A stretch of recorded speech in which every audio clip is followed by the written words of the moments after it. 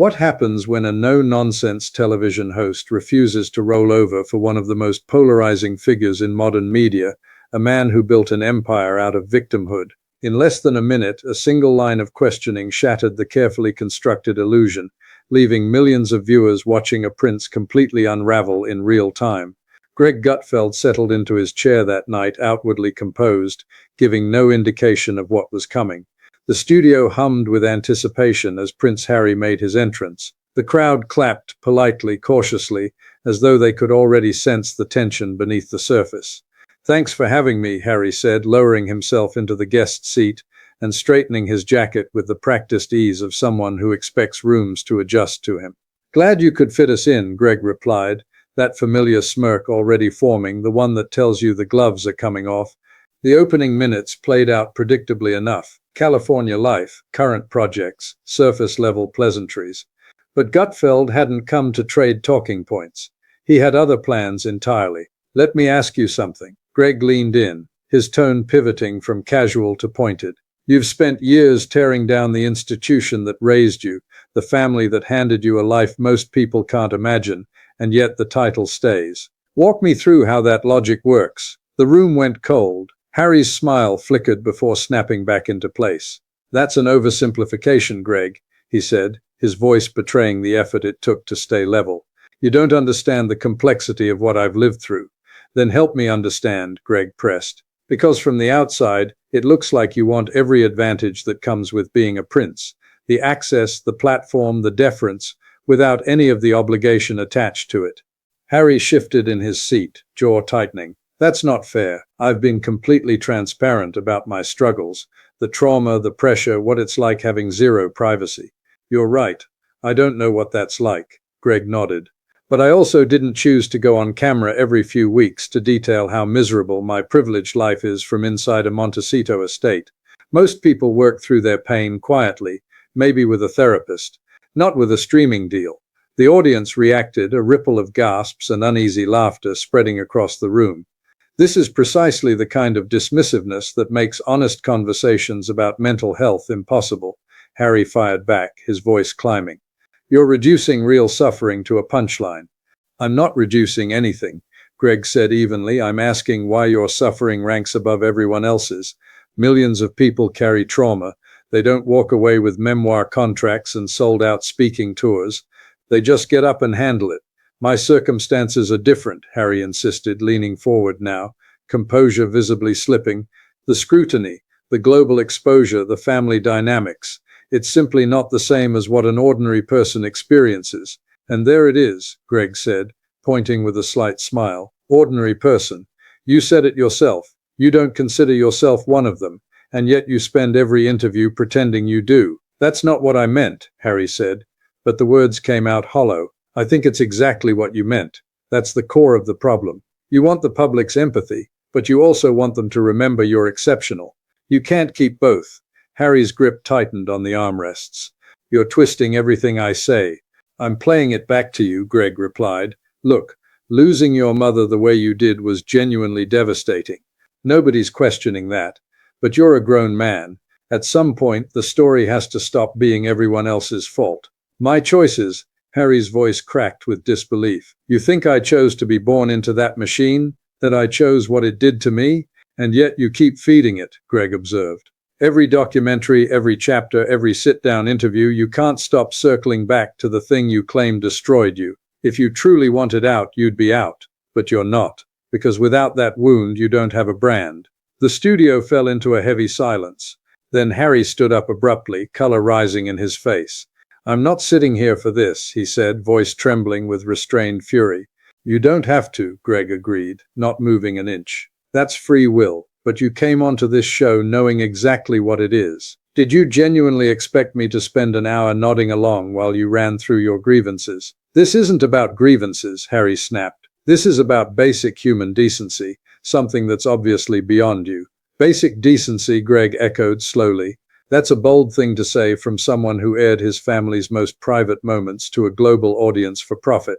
How decent is it to publicly dismantle your father and brother when they can't respond without looking petty?"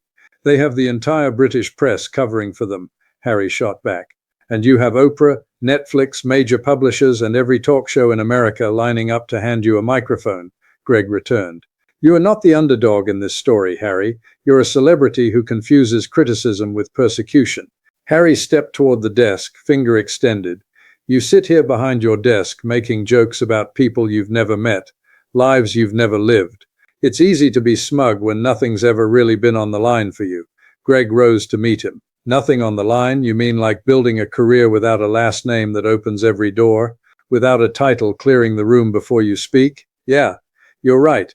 I wouldn't know anything about starting from scratch. This is completely absurd, Harry muttered, shaking his head. I came here in good faith. You came here expecting a promotion, Greg corrected him. You expected easy questions and polite applause while you pitched whatever project you're selling this week. That's not what this show does. Here we have actual conversations, and sometimes those conversations have friction. Friction? Harry let out a short, bitter laugh.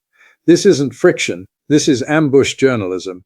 This is exactly the media toxicity I've been speaking out against. Asking direct questions is toxic now, Greg said, eyebrows raised. Holding public figures accountable is an ambush. That's the flaw in your entire framework. You've been surrounded by people who only affirm you for so long that any pushback reads as an attack. You've lost the ability to tell the difference. I can handle plenty, Harry said, teeth clenched. What I cannot handle is sitting across from some second-rate commentator who's using me as a prop to boost his own profile. The audience inhaled sharply. Greg's face didn't shift, but something behind his eyes sharpened. Second-rate, he repeated. This second-rate commentator has an audience that shows up because they choose to, not out of obligation, and not because of who he married. Can you honestly say the same about what you've been putting out? My work speaks for itself, Harry said stiffly. Does it? Greg tilted his head. Because everything I've seen says one thing on a loop. Look how much I've suffered. Look how unfairly I've been treated. Please keep watching. People are getting tired of that story, Harry. The public supports me, Harry insisted, though his voice wavered on the last word. Some of them pity you, Greg corrected. That's not the same thing. And even that goodwill has an expiration date because people are starting to notice that the causes you champion always seem to orbit around you. That is a lie. Harry's voice jumped to a near shout. Then why is your name always the headline? Greg asked plainly. Every speech, every campaign, every appearance, it circles back to your narrative. If you genuinely cared about those causes, you'd step out of the frame and let them breathe. But you can't, because without your story attached, you're just another wealthy man with opinions and a podcast. Harry's hands curled into fists. You have no right to question what drives me. Every right, Greg said firmly. You're a public figure who actively courts public attention. That means scrutiny comes with it. If you can't live with that, then the quiet private life you keep talking about is right there waiting for you. I want people to understand, Harry said, something in his voice fracturing slightly. I want what I've been through to mean something for other people. Then make it about them, Greg said, his tone dropping half a degree in temperature. Do the work without the camera crew. Support the causes without needing your name on the press release. Create impact without needing the applause. But you won't, because the spotlight isn't a side effect of your mission. It is your mission. Harry reached up, pulled off his microphone, and let it fall. I'm done. This is exactly the kind of toxic environment I walked away from in the first place. People who think they can say anything without consequences. Consequences, Greg said, drawing the word out. Like losing platforms, losing deals, being shut down for saying the wrong thing. Because that happens to regular people every day. But you'll be fine. You'll go back home, loop in your publicist, and frame tonight as more evidence of how the world is against you. You're a bully, Harry said flatly. You wrap it in wit and call it journalism, but that's all this is. And you're a contradiction, Greg replied without skipping a beat. You preach compassion while cutting off your own family. You champion privacy while monetizing your most personal moments. You push for equality while holding on to every inch of royal distinction. If naming that makes me a bully, I'll take it. Harry held his gaze for a long moment, chest rising and falling with visible effort. The studio had gone completely still.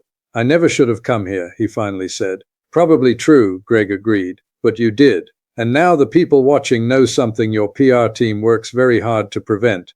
They've seen the unedited version, not the composed, carefully lit, message-approved version, the real one. "You're going to regret this," Harry said, his voice dropping low. "Is that a threat?" Greg asked, genuinely curious. "On live television, that would be a remarkable choice." "It's not a threat," Harry said, backpedaling quickly. "It's just, this kind of thing catches up with people." "I'll sleep fine," Greg said with a measured shrug. "I've never packaged my family's pain as a product or called it courage. Can you say the same?" Harry didn't respond. He turned, walked stiffly toward the exit. Back straight, steps rigid. "Ladies and gentlemen, Prince Harry," Greg announced to the audience as Harry crossed the stage, leaving before we even made it to the real questions. "But I suppose that's the instinct when you've spent your whole life in rooms where people stand up when you walk in." Harry stopped. He turned back one final time. "You know your problem, Greg. You're jealous. Jealous that I've actually had a life worth talking about, while you sit here in the dark commenting on people who've actually done something. If you're the benchmark for a life well lived," Greg said with a laugh, "then I'm more than happy being unremarkable. At least I know exactly who I am, and I'm not performing a different version of it depending on who's in the room." "Go to hell," Harry said, just loud enough for the microphones to catch every syllable. "Seems I'm already there," Greg replied. "I'm talking to you, aren't I?" That was the end of it. Harry walked off past the producers reaching for his arm, past the stunned crew, past all of it. A door slammed somewhere backstage, the sound ringing through the studio like a punctuation mark. Greg turned back to the camera, unhurried, adjusting his tie. "Well, that was productive." The audience erupted, laughter and applause tangled together, neither quite sure which was more appropriate. "I had a whole segment planned about his new podcast, but it looks like we'll have to reschedule, if the invitation still stands." He let the silence sit for a moment. Here's what was interesting about all of that. Not once did he push back with anything concrete. No facts, no counter-argument, no actual rebuttal, just emotion, escalating grievance, and the posture of someone who's been told they're the victim for so long they've stopped questioning whether it's true. That's what an echo chamber does to a person. It doesn't prepare you for a real conversation. It just makes you angrier when one finds you. The room was still buzzing, conversations breaking out in clusters across the audience. "I take no pleasure in making someone uncomfortable," Greg continued, though his expression told a slightly different story. "But exposing hypocrisy, that I'll do every time, especially when it comes from someone who demands privacy as a public strategy, who preaches openness while controlling every outlet, who wants to be treated equally while keeping every advantage that sets him apart." He leaned back, fingers folded. Harry walked in tonight expecting to run the room the way he always does, but live television doesn't have a post-production team. You can't finesse the moments that don't serve the narrative. You can't soften the edges after the fact. What people saw tonight wasn't the brand. It was the person underneath it. He glanced briefly toward the exit. He'll post something before the night's over. He'll call it disrespectful, call it an attack, offer it up as another entry in the long list of reasons the world has failed him. And the people already in his corner won't watch a single frame of this before agreeing with him.